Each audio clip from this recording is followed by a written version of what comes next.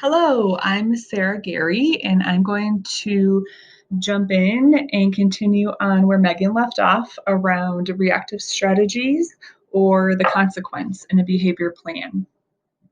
So, taking it kind of a step further than the consequence is a crisis plan. So, when a student doesn't respond to the reactive strategies in the BIP and behaviors escalate to an unsafe level, then we need to define what that looks like and create an individualized crisis plan. So, let's look. There's two resources in the SPED A to Z website under crisis plan. I'm going to leave the slides here for a second to show you. I'm going to go over to my BIP Training Google form, and if you scroll all the way to the bottom, right here we have crisis plan forms. I'm going to click on those. Oops, sorry.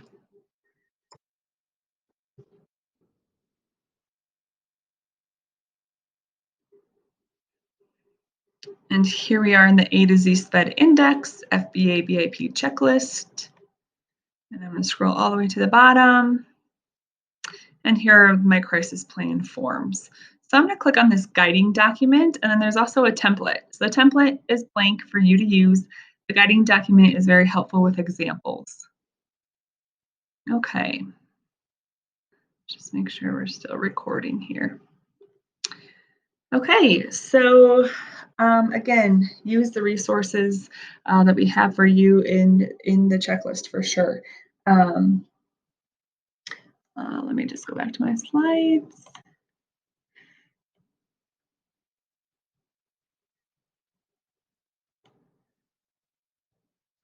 And this is just showing you where again.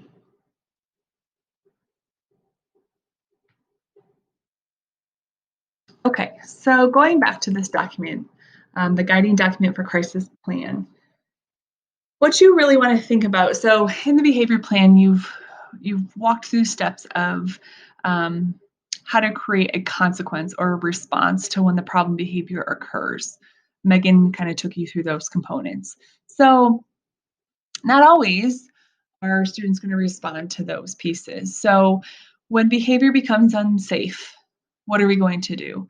Making sure that that line is drawn pretty thick and all stakeholders know and understand when you've reached a crisis. So this document helps you and your team create those next steps. So you're going to start with describing and using those operational definitions of behavior.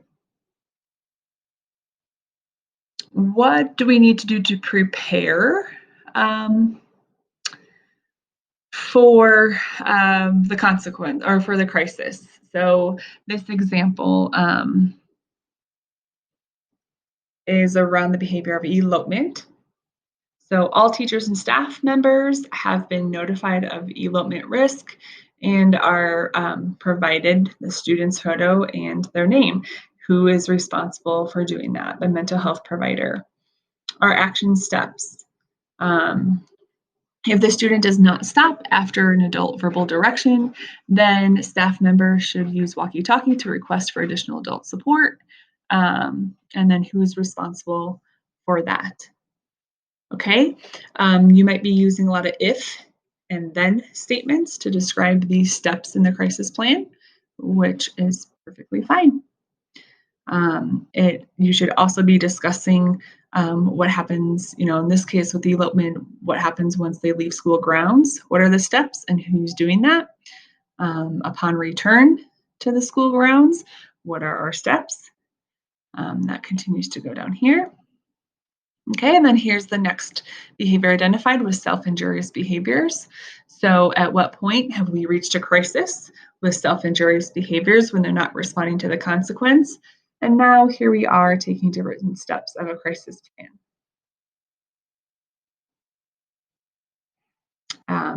Including where and when and how you're going to contact parents, if and when law enforcement is going to be contacted.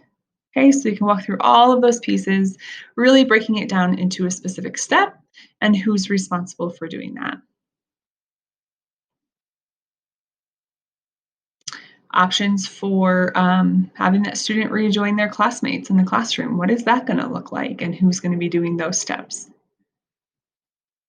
Okay, so I'm going to encourage you to definitely look at this resource, use it when you are sitting down with your team members to write a crisis plan.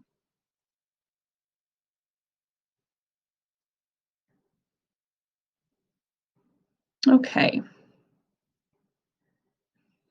Another resource we have in the BIP checklist includes user-friendly behavior plans. So again, just some examples of some templates that can be used when you are training multiple adults in a behavior plan. It's not always user-friendly to just hand over a copy of the Enrich BIP forms. Um, so this one example shows how you can really break it up for the adults. So here's the behavior of the student. You can, again, use your operational definitions of the problem behavior, and then the consequence. What are the adults' response to when this problem behavior occurs?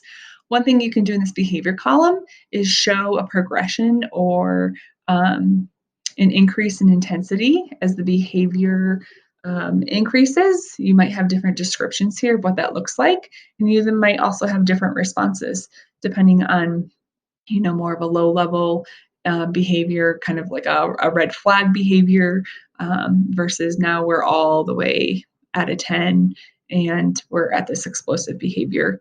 So you can use this for problem behavior and how the adult responds, which is the consequence and or crisis plan. And then you can also have the behavior column can be the replacement behavior skills that you're teaching in the behavior plan, and then what the reinforcement steps look like for the adults to respond with. Um, so this can be used both ways for problem behavior, adult response consequence, replacement behavior, adult response with reinforcement. And this is just one example. There are other examples in the checklist as well. Okay, so when we have a behavior plan developed, you want to think about developing and writing a behavior skill IEP goal. So those replacement behavior skills that we're teaching, an IEP goal will help us progress monitor the student's growth in that skill acquisition area, and will also help us progress monitor the interventions and responses that are occurring in the behavior plan. So one thing that CDE recognized were what they call functional skills versus academic skills. So, according to CDE, functional skills are those essential for everyday life, learning, and work that focus on the student's individual needs in the home, school, and community. And it may include skills in self help, behavioral and social interactions, independent living, or self determination. These annual goals are non academic and are considered to be functional. There's a link down there if you want to look further into what CDE has to say about functional IEP goals. Here's just one example of writing a SMART goal, right? You have all your components, a time frame, what the student will do. So that's that goal around the replacement behavior skills, and what kind of context or settings, which we identified through our FBA work. Um, and how is it going to be measured? Is it going to be measured by frequency? And then with what kind of level, accuracy level? A lot of times we see trials or percentages. And then with what kind of supports might that student need to be successful in reaching that goal or in learning that skill? Okay, so just, an example might be, by May 2021, the student will increase use of attention-seeking skills by raising hand and asking for help from an adult during literacy and math classes as measured by, maybe it's the frequency. We're going to put in baseline frequency from the FBA to what our goal is for that student. Um, with 80% accuracy and using maybe visual supports and a self-monitoring tool. Okay, so that was just one example I just quickly ran through, but making sure that we're including all of those pieces in the IEP goal is critical. And I'm going to note that goal writing can be hard, and it might not be very reinforcing for many of us to do, but it's essential to ensure that teaching is occurring in the area of behavior and social skills, and that we're focused on making sure our students succeed in this area. Here again is just another example. When the student is presented with a non-preferred task or adult directive, he will independently use a break or ask for a different choice, verbally or with cue cards, during 8 out of 10 opportunities throughout the school day for 10 consecutive days across 3 different adults in 2 different school environments by next annual review. So you notice all those components. This goal also includes generalization across 3 different adults in 2 different school environments. A lot of times we might see a gap there. You're pulling a student and you're working on this individual goal of teaching a skill, and maybe they're able to apply it with you in a certain environment, but they're not applying it when it happens outside at recess or in the lunchroom. So this goal is an example of just showing how they included the generalization piece of that skill, which is critical. So whether it's targeted in the goal or whether you're targeting it as you're teaching it, generalization is huge. And remembering to support and teach these skills in the context of when the behavior is needed. Real quick, I just want to throw in there an idea about low effort. So thinking about or setting the student up for success so that it's easier for the student to do at the beginning, right? This is a new skill. Think of it as a muscle that we're trying to strengthen. Um, Making the effort low at first and then reinforcing approximations of that replacement behavior, because again it might be a brand new skill, so the expectation of them to do the new skill right away might not be appropriate, and so we may need to kind of shape and reinforce little approximations as that student is headed towards doing that replacement behavior skill. So think about the effort level and setting it up so it's easier for the student to do initially at the beginning. So we're building momentum and we're reinforcing approximations of that new skill.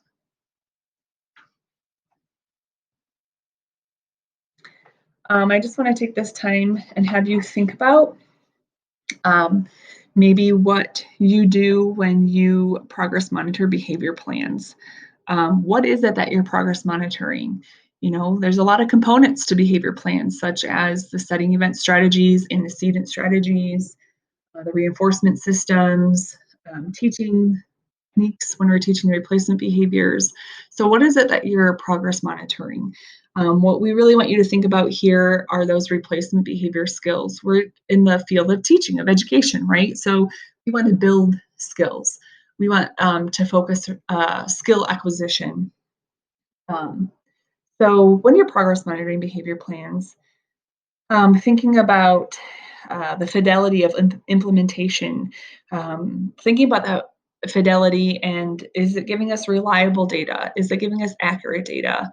And if we're not implementing with fidelity, what are we doing to change that? How are we supporting all stakeholders to understand the behavior plan and to implement the behavior plan? Okay, so lots of problem solving with your team members. We encourage you to do often.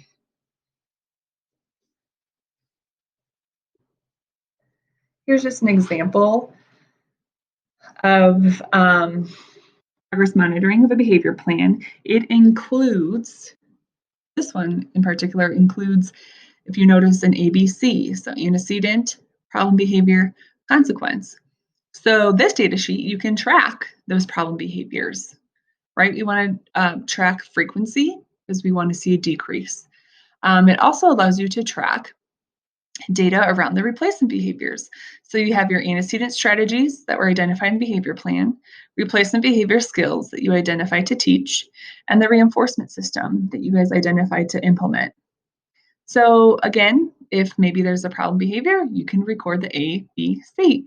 If there's an opportunity for the student to use the replacement behavior, you can record the antecedent strategy, replacement behavior, and the reinforcement. This is just one example of kind of blending both measurements together. Within the BIP checklist, we have other examples of progress monitoring tools. It might just be a frequency data sheet, right? So if we're just tracking problem behavior, we want to see a decrease in that number, you would just track frequency. And then graphs and the graphing process. So line graphs are really the only visuals that analyze change over time. And that's ultimately what we want to do when we implement a behavior plan. We want to see the behavior change across time.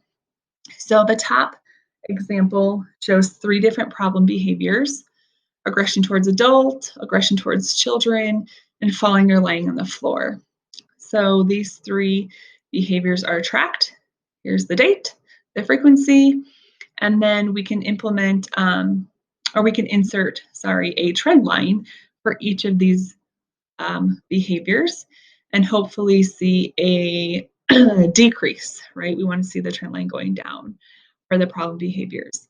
This graph on the bottom shows the teaching of replacement behavior skills. So whatever those replacement behaviors are, you want to be specific here with what you're teaching and define that. And then here you have your date and the frequency again.